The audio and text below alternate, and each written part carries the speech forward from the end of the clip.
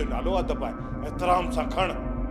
हिन खे चवंदा आहिनि हिकु चोरी ॿियो वरी सीना ज़ोरी। ज़हर ज़िंदगी ड्रामे में रबन जी मीरा सां ज़ुल्म कयो वियो ऐं उन जे भाउ राणे खे अधु चरियो कयो वियो ऐं ॿी तरफ़ उहो ई रबन कमीने कमाल ख़ान जे भाउ रईस गफ़ार ख़ान खां पहिरें पई माफ़ी बि वठे पियो।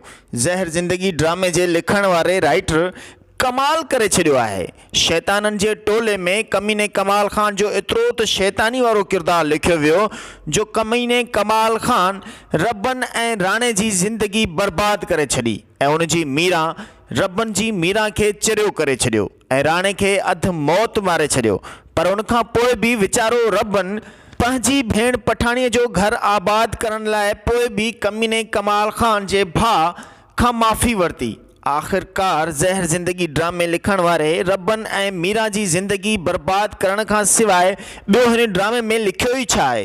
छा इन्हनि ग़रीबनि मज़लूमनि सां इंसाफ़ थींदो बि या ही वीचारा रोज़ कंहिं न कंहिं ज़ुल्म जी आवीअ में पचंदा रहंदा? ज़हर ज़िंदगी ड्रामे में अवां अॼोकी क़िस्त में ॾिठो हूंदो त रबन रईस गफ़ार ख़ान ऐं कमाल ख़ान खां पहिरें पई माफ़ी वठणु पियो चाहे, पर हालांकि जॾहिं त सभिनी खे ख़बर आहे त कमीने कमाल ख़ान ई रबन जी ज़ाल मीरा खे अगवा करायो। पूरा 40 एपिसोड मीरा जे मथां कमीने कमाल ख़ान ज़ुल्म ऐं तशद्दुद कयो, उन जी लॼ लुट कई, पोइ आख़िर में उनखे ज़हरीलो इंजेक्शन हणाए उन जे दिमाग़ जूं रॻूं ख़ुश्क कराए छॾियूं।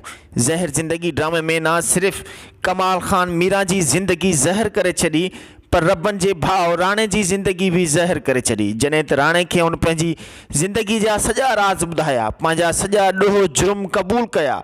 इन करे राणे खे मारण खां पोइ उनखे ॿियो चारो इहो ई मिलियो जो राणे खे बि उहा ई ज़हरीली सुई हणाए छॾी, जंहिंसां राणे जे दिमाग़ जूं रॻूं बि ख़ुश्क थी वियूं। ज़हर ज़िंदगी ड्रामे जी हर अपडेट ॾिसण लाइ ॾिसंदा सिर्फ़ु असांजी HD टीवीअ खे। जेकॾहिं अव्हां असांजे चैनल ते नवां आहियो त काइंडली सब्सक्राइब ज़रूरु कंदा। दोस्तो, सब्सक्राइब करण सां अव्हां जो बैलेंस त ख़र्च वाक़ई में कोन थींदो पर असांजी हौसला अफ़ज़ाई ज़रूरु थींदी।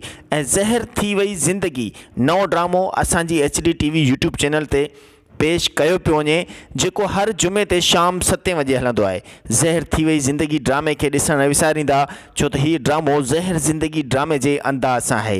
वॾियूं महिरबानियूं। थैंक्स फॉर वॉचिंग असांजी HD TV।